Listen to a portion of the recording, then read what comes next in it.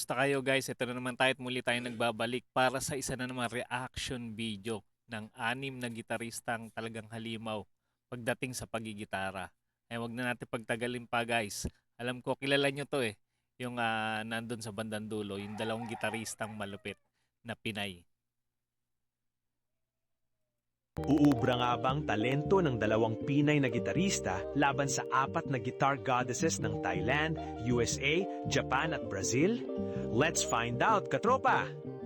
Pero bago yan, inaanyayahan kitang mag-subscribe sa ating munting channel at mag-comment ka na rin Subscribe na, guys. para malaman ko kung ano ang iyong saloobin. Okay? Let's go! Pumunta muna tayo sa USA kung saan merong isang babaeng maganda na halimaw pa sa gitara. Siya si Lexi Rose.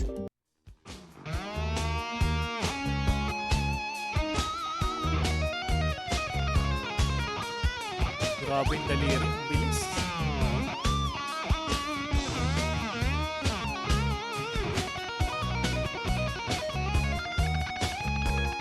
Lupit niya sa tapping. Idol talaga to si Lexi Rose pagdating sa gitara. Approve. Matindi, maganda, malakas ang appeal. Yan si Lexi Rose ng Amerika. Ngayon, pumunta naman tayo sa Japan. Let's go!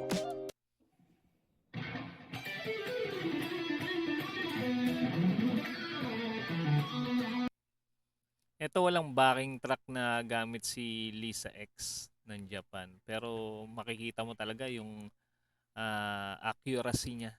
Yung mga daliri niya talagang iba. Iba yung lapat sa fretboard. Talagang napaka halos perfect yung kanyang mga note.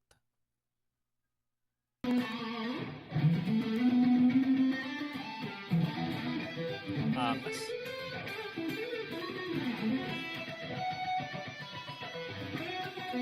Parang alam ko ano nga siya eh. Parang model yata siya ng Ibanez na gitara din.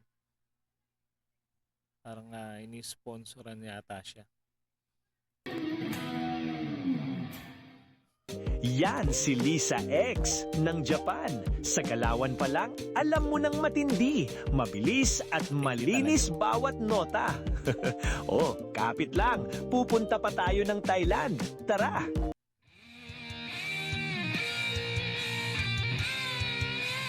Ito guys, si Nene Royal. Napakahusay din na gitarista nito. Madalas siya nag-babasking sa public market sa Thailand.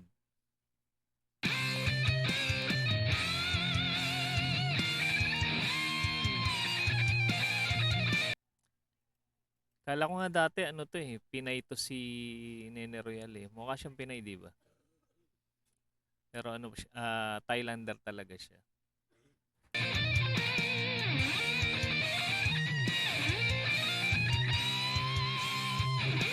Approve.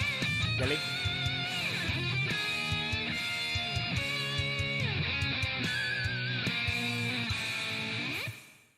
Angas nun. Ngayon alam mo na kung bakit sikat na sikat si Nene Royal sa Thailand. Matindi siya sa shredding. Mahilig din sa Ibanez na gitara to eh, si Nene Royal. Yung karamihan sa gitara niya Ibanez eh. Mas ano siya doon, mas maaluan siguro. At iba't iba pang klaseng technique sa gitara. Halika, sa Brazil Mas naman gamay tayo. niya, Ibanez. Ito malamang napapanood nyo to guys. Ito yung Diyosa eh, no? Sa gitara. Grabe, napakaganda. Parang artistahin talaga to si Larissa Libier ng Brazil. Galing.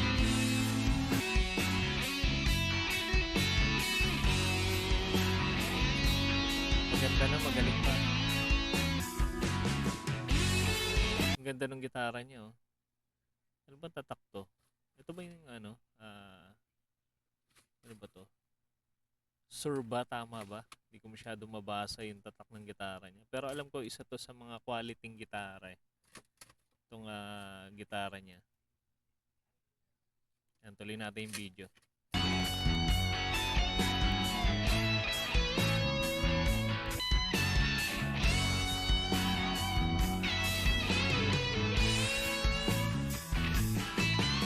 Napaka-quality ng tunog ng gitara niya.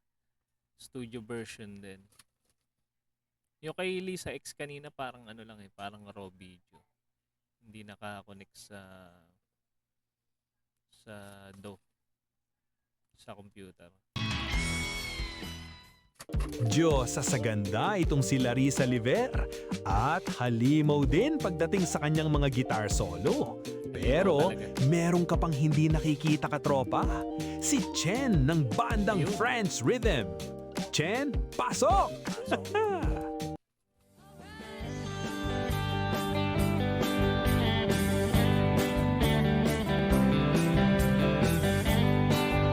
Ito si Chen dito naka-strat.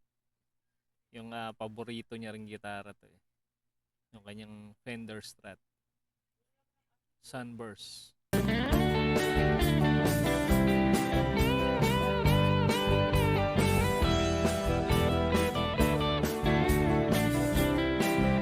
Magaling sa blues si Chen eh. Yung estilo ng pagli-lead niya. Parang ang pinaka ano ba tawag doon? Foundation ba 'yon? Blues eh. Blues yung tunog niya.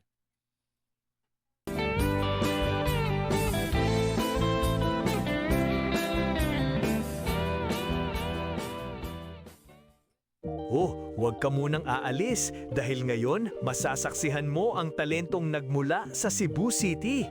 Eto na. Ito na yung isa sa mga idol. Si Neisha ng banda Mission Souls. Panoorin ang bangis ni Neisha ng bandang Bangis Mission talaga yun. Souls.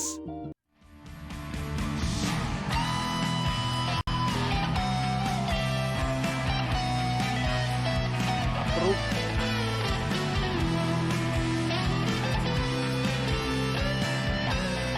Dito naka Les Paul si Neisha. Yung kanyang malaslash na ad-lib dito sa Sweet Child.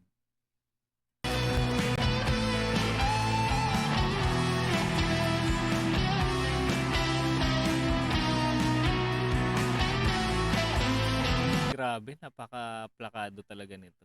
Ang sarap ulit-ulitin itong guitar solo niya dito.